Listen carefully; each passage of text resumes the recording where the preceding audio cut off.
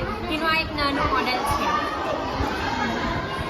આ પાણીની ટાંકી છે. પાણીની ટાંકી ભરાઈ જાય તો બંધ કરવાની.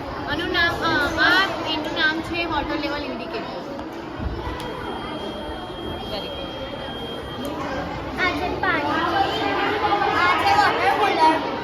એના અંદરથી આપણે પાણી નીકળે. બસ વેરી ગુડ. ફિલ્ટર પાણી. ફિલ્ટર પાણીની